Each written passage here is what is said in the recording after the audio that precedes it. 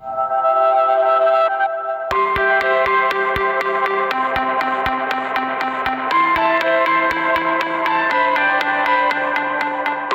manatiario es un estanque que alberga al manatí del Caribe, un mamífero acuático que vive en aguas tranquilas y de poca profundidad. Estos ejemplares son herbívoros, por lo que su dieta diaria se basa en el consumo de 18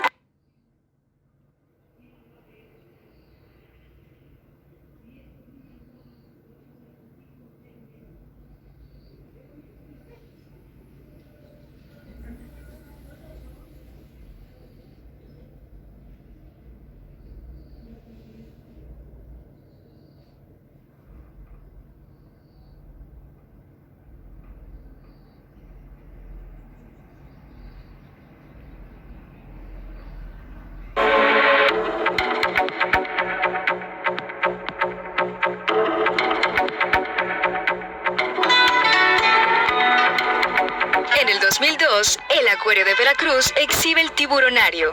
Esta galería cuenta con un tanque que tiene un volumen de 919,000 litros de agua, apto en sus instalaciones y soporte.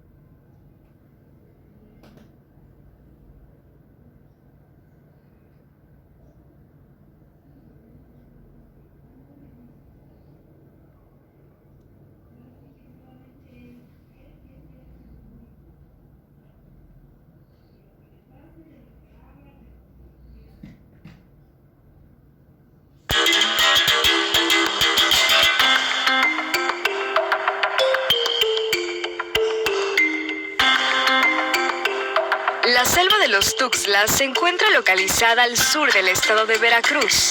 Es una de las regiones más importantes del país desde el punto de vista biológico por su sobresaliente diversidad de flora y fauna.